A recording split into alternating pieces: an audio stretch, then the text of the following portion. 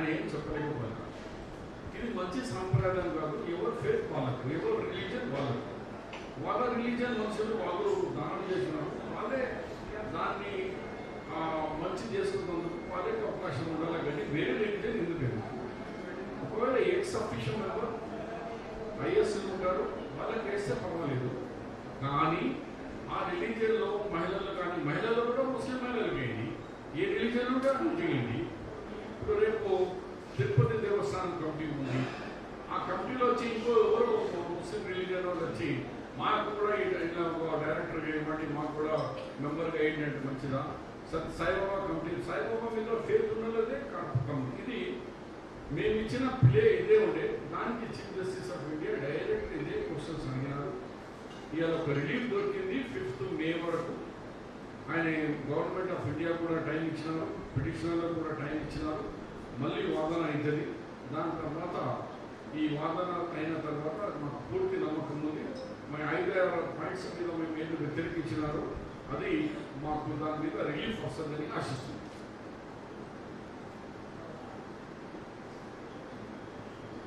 Any questions?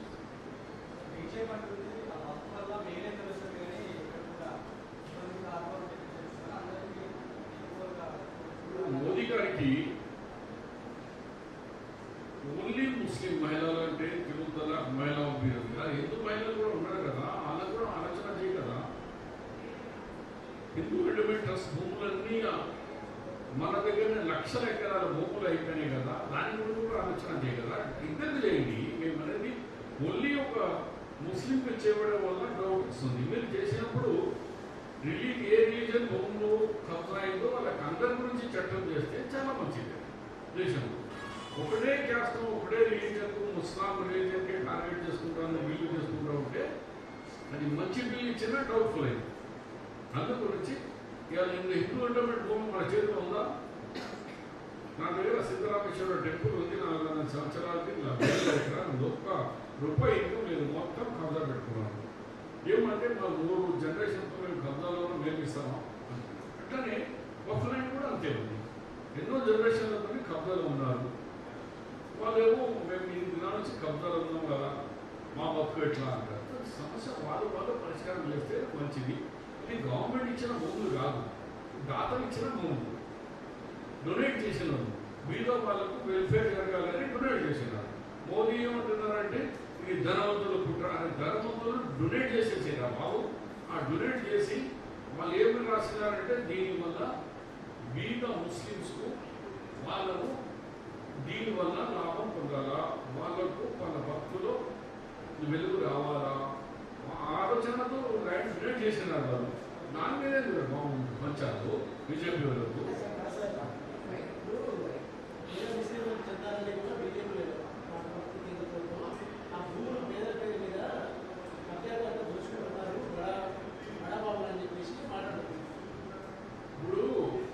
ఇప్పుడు ఏం చేయాలి? చట్టాలు పాతాది చట్టాలు. ఇప్పుడు వక్ఫ్ అంటే ఎవరిది? ప్రైవేట్. అది గవర్నమెంట్ నామినేట్ చేస్తుంది. వక్ఫ్ సీఈఓ ఎవరున్నారు? Collector, deputy collector rank. Collector special officer ఎవరు? IAS officer.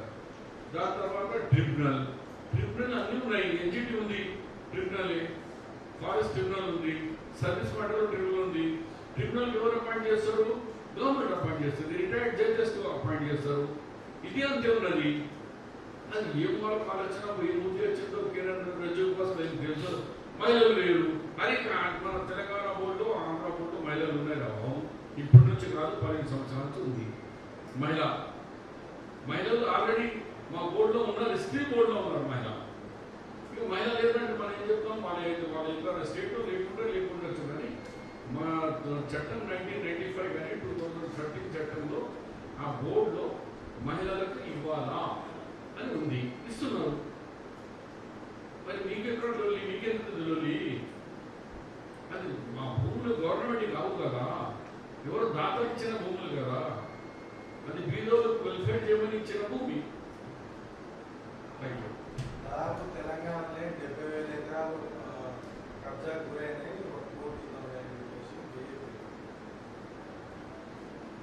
ఎవరు మీకు చెప్పినారో ఓకే కావచ్చు, కానీ ఇప్పుడున్న వ్యవస్థలో కూడా గవర్నమెంటే, కలెక్టరే, ట్రిబ్యునల్లే అంతా వాళ్ళే. ఇవాళ హిందూ ఎండోమెంట్ వచ్చి ఇప్పుడు గజం తీసుకురంటే ఇప్పుడు అది కబ్జా కాకుండా ఉన్నదా? అన్ని ల్యాండ్ నేనే చెప్పిన కదా, సీతారామేశ్వర టెంపుల్ మీకు ఆడ 100 ఎకరాల ల్యాండ్ కబ్జాకు అయిపోయింది. వాళ్ళు కొందరు తెలుసు తెలియక పట్టాలు కూడా ఇష్యూ చేసినారు. దాని క్యాన్సలేషన్ రేట్ ప్రకారంగా జరుగుతూనే ఉన్నాయి. అన్నీ అవుతుందో అన్ని ట్రస్టులు అవకతవకలు జరుగుతున్నాయి. అన్ని రిలీజియస్ ల్యాండ్ కబ్జా అవుతుంది. దానికి సమర్థమైన చట్టాలు తీసుకొస్తే వెల్కమే. కానీ ఇది ఓన్లీ ముస్లింకు దాంట్లోనే ఉంది. అన్ని చట్టాలు బాగున్నాయి. అలా వేరే రిలీజియన్ వచ్చి ఏం చేయాలా? గురుద్వారా ఉంది. గురుద్వారాకు వాళ్ళ ఫేత్ ఉన్న వాళ్ళు వాళ్ళు ఉంటేనే అభివృద్ధి చెందుతుంది. వేరే వాళ్ళు తీసుకుపోయి పెడతారు. పొద్దుగాల నుంచి సాయంత్రం వరకు కొట్లాడుందా? షబీర్ అలీ కూడా తీసుకుపోయి తిరుపతి దేవస్థానం నేను ఒక మాట అంటే వాళ్ళొక మాట, మళ్ళీ ఆడ బాక్సింగ్ షో అవుతుంది. అదే ఎవరిది వాళ్ళు రైట్.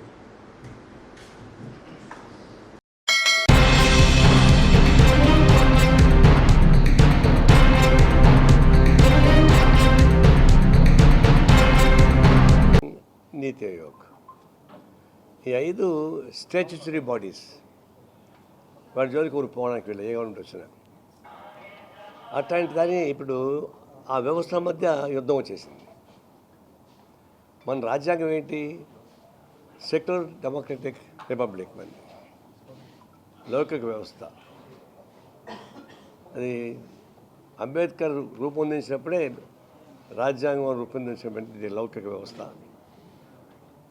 అలాంటి లౌకిక వ్యవస్థని దెబ్బకొట్టే పద్ధతుల్లో అనేక అంశాలు జరుగుతూ ఉన్నాయి. వివాదం ఏమొచ్చింది? వక్ఫ్ బిల్లు పైన, తర్వాత గవర్నర్స్ పరిపాలన పైన ఒక సమస్య వస్తుంది. గవర్నర్స్ అనేది నామినేటెడ్ బాడీస్. రాష్ట్ర ప్రభుత్వం ప్రజల చేత ఎన్నుకోబడినటువంటి రాష్ట్ర ప్రభుత్వం. ప్రజల చేత ఎన్నుకోబడిన రాష్ట్ర ప్రభుత్వం క్యాబినెట్ ఒక తీర్మానం చేస్తే అది ప్రజలకు సంబంధించిన తీర్మానమే కదా. దాన్ని ఒక తప్ప 2 దఫాలు క్లారిఫై అడగదు తప్ప 3వ దఫా కంపల్సరీగా అంగీకరించాల్సిందే. రాజ్యాంగం లోబడి కాకుండా రాజ్యాంగం ఇతర పద్ధతుల్లో కానీ తీర్పిచ్చుంటే అది విరుద్ధం, అంగీకరించడానికి వీల్లేదు. సుప్రీంకోర్టు ఎంతవరకు కదంటే అంగీకృత విషయాలను సక్రమంగా అమలు చేస్తున్నారా లేదా, లోపాలు ఉన్నాయా లేవా అని చెప్పడమే సుప్రీంకోర్టు యొక్క బాధ్యత. అందుకని పొలిటికల్ పాలసీ ఎప్పుడు తీసుకోవద్దు. ఈసారి కూడా ఏమైంది? రాజ్యాంగంలో మనకు ఉన్నటువంటి హక్కుల్లో ఎలక్టెడ్ గవర్నమెంట్కి సంబంధించినటువంటి హక్కులు కూడా ఉన్నాయి కదా.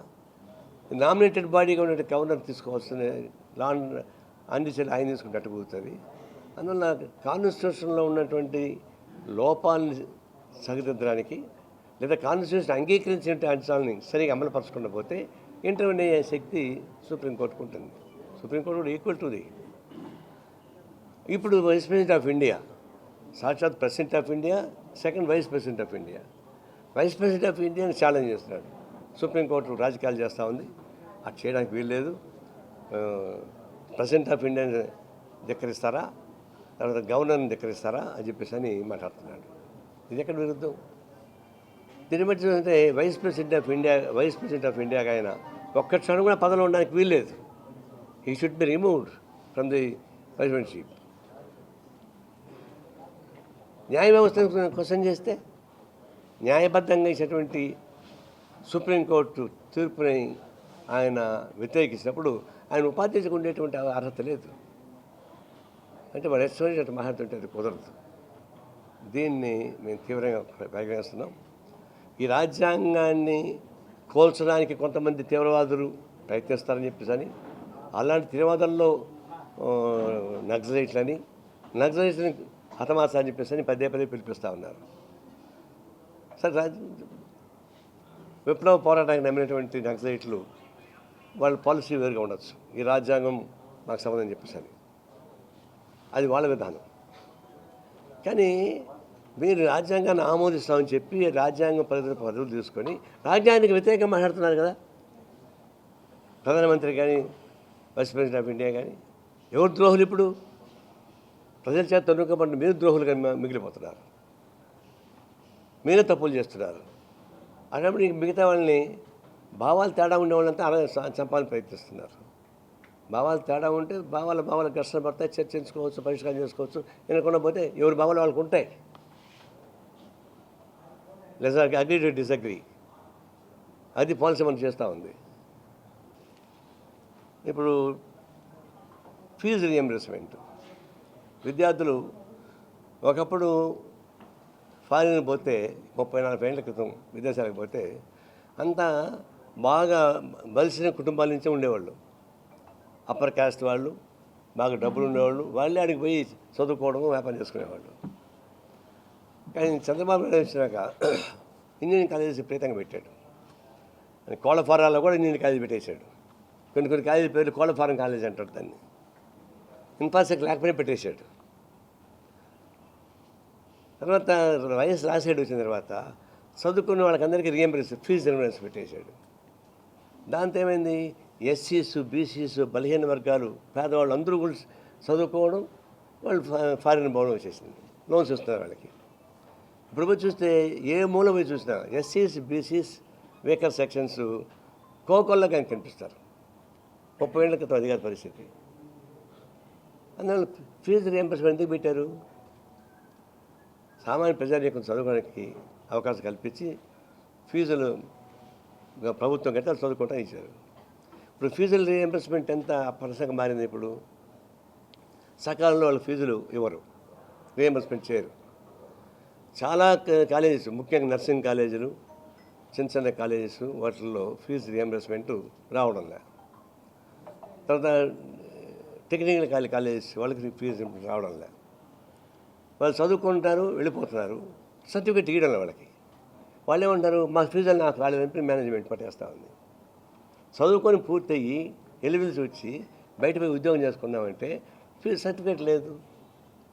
నాకు తెలిసే దగ్గరలో ఒక ఎస్సీ బాయ్ వెళ్ళనే వాడి కూతురికి నర్సింగ్ కాలేజ్ చదివేది, పాపం సర్టిఫికేట్ లేదు. ఇప్పుడు ఇక్కడే కూర్చోండి మురళి, వీళ్ళ ఇంట్లో వెళ్ళి మీ అమ్మాయికి అబ్బాయికా, వీళ్ళ అమ్మాయికి ఫీజు రింబర్స్మెంట్ డబ్బులు రాలే, 2 ఏళ్ళ నుంచి ఆ సర్టిఫికేట్ లేదు. నిర్దిష్టం ఇదే. ఈ విధంగా లక్షల మంది విద్యార్థులు చదువు పూర్తయిన తర్వాత సర్టిఫికేట్లు లేకుండా ఇబ్బంది పడుతున్నారు ఉన్నారు. ఎందుకు ఫీజు రింబర్స్మెంట్ ఎవరు? గవర్నమెంట్ కమిట్మెంటే కదా అది. అన్నింటికి ఇచ్చుకుంటారుగా, ఆ ఓడులు, ఈ ఓడులు, ఆ ఓడులు అని పిలుచుకుంటారుగా బాగా. మరి వీళ్ళని మీ కమిట్మెంట్ ఏమైంది? 4 ఏళ్ళు 5 ఏళ్ళు చదువుకున్న తర్వాత వాళ్ళకి సర్టిఫికేట్ లేకుండా పోతే వాళ్ళు ఏమవుతారు?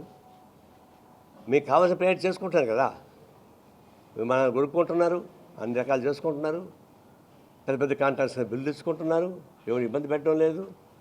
మరి వీళ్ళని ఎందుకు ఇబ్బంది పెడుతున్నారు?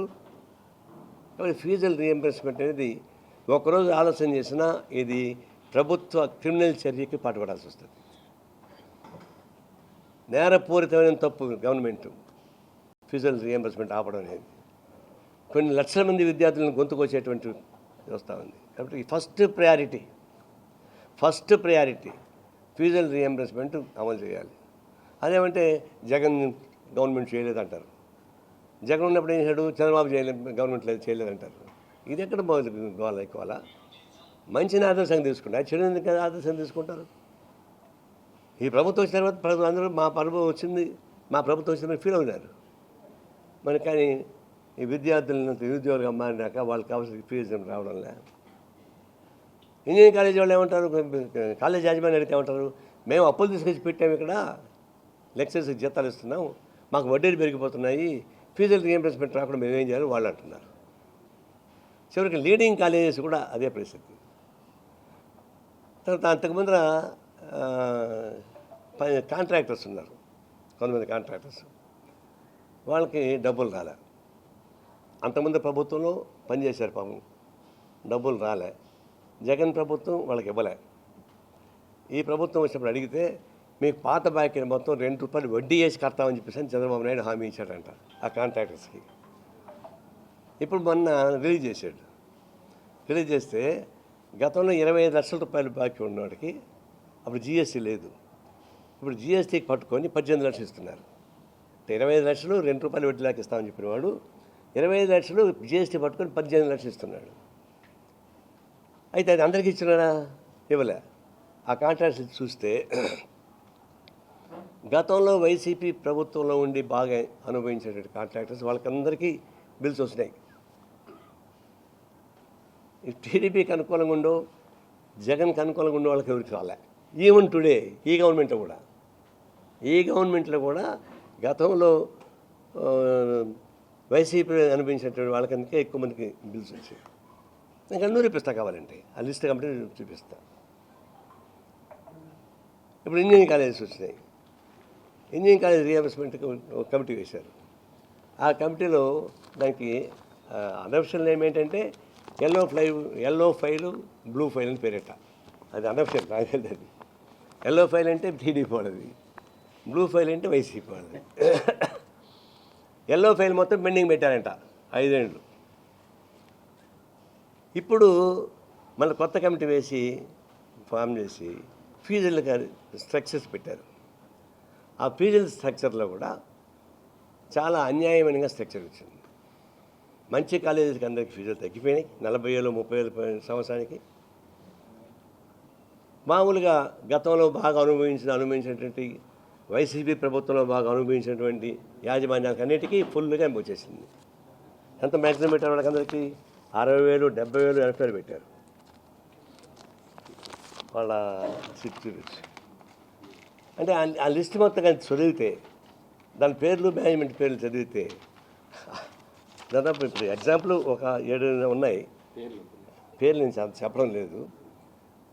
అయితే వీళ్ళందరికీ 60,000 50,000 నుంచి 60,000 దాకా పెట్టున్నారు. మిగతా వాళ్ళకి 40,000 ఇక్కడ పెట్టున్నారు.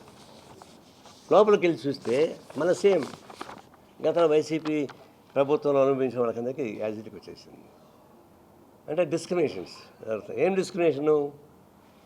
డిస్క్రిమినేషను? గతంలో వైసీపీ చేసినటువంటి పనులే వీళ్ళు చేస్తున్నారు. కాంట్రాక్ట్ బిల్లు అటెండ్ చేస్తున్నారు, కాలేజ్ రీఎంబర్స్మెంట్ అటెండ్ చేస్తున్నారు, మిగతా అటెండ్ చేస్తున్నారు. ఇంకా ఏం తేడా ఉంది చెప్పండి? వైసీపీ ప్రభుత్వానికి టీడీపీ ప్రభుత్వానికి తేడా ఏంటో నాకు అర్థం కాలేదు. పైన చంద్రబాబు నాయుడు ఉన్నాడు, లోకేష్ ఉన్నాడు, టీడీపీ ఉంది, వెనక ఆయన మన బొమ్మ ఉంటుంది, సింబల్ ఉంటుంది, ఇంతవరకు బాగానే ఉంటుంది. కింద లేదే, కిందంతా మళ్ళీ వైసీపీ పాలన కనిపిస్తూ ఉంది నాకు. ఇప్పుడు 3 ఎగ్జాంపుల్ చెప్తున్నా. ఎంక్వైరీ చేస్తే మేము నిరూపిస్తాం మీరు ఏమేమి తప్పులు చేశారు. ఇది దీనివల్ల ఏమవుతుంది, చెలగాటం చాలా నష్టం వచ్చేటువంటి పరిస్థితి వస్తూ ఉంది. దీని మీద సమగ్రంగా విచారణ జరిపించి ఆ ఫీజుల అనౌన్స్మెంట్లో అవసరమైన మార్పులు చేయాల్సిన అవసరం ఉంటుందని చెప్పేసి నేను కోరుతా ఉన్నాను. అట్లాగే ఇప్పుడు నిన్న పెద్ద రాద్ధాంతం జరిగింది టీటీడీ గోశాల. సరే, నేను కూడా గోశాలకు పోయించాను, మీరంతా చూశారు, అంతా వచ్చింది, మళ్ళీ చెప్పక్కల్లా. నిన్న పెద్ద డ్రాబా జరిగింది. నేను చేతులెచ్చి దండం పెట్టి చెప్తా ఉన్నా రాజకీయ పార్టీలకి అందరికీ. జరిగిపోయింది, ఎక్స్పోజ్ అయింది. వైసీపీ వాళ్ళు ఎక్స్పోజ్ చేసుకున్నారు, దాని సంబంధం వాళ్ళు చెప్పుకున్నారు, అయిపోయింది.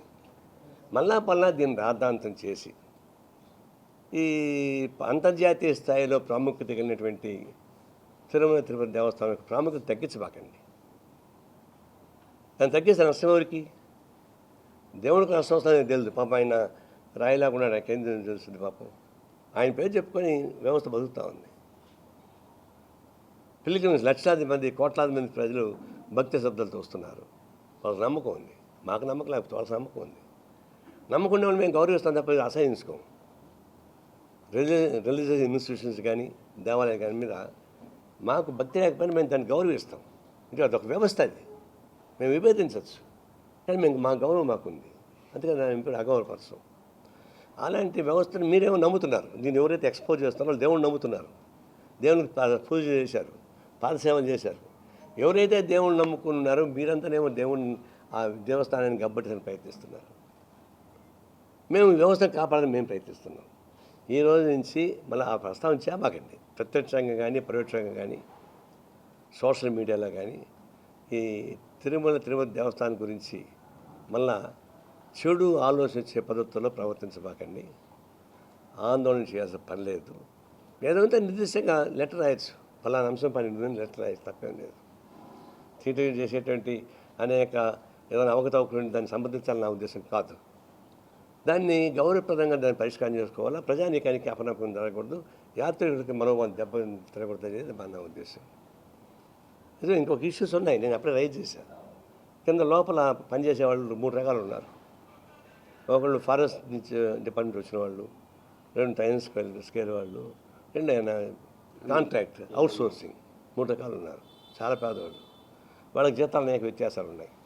వాటిని గురించి మాకు అభ్యంతరం. నేను ఇప్పుడు దీన్ని కలపదలుచుకోలే. ఇది అయిన తర్వాత కొనాలిన తర్వాత ఆ లోపల కార్మికులకు వచ్చేటువంటి అనాలిమల్ వ్యత్యాసాలు సరిచేయమని చెప్పేసి మా పార్టీ ఆందోళన చేస్తుంది, మా ప్రజాసంఘం ఆందోళన చేస్తాయి. అయితే ఇప్పుడు దాన్ని క్లబ్ చేయదలుచుకోలేదు, దాని ఆ ఇష్యూ వేరు. ఇవి వాళ్ళ bulletin updates. Keep watching strawberry TV.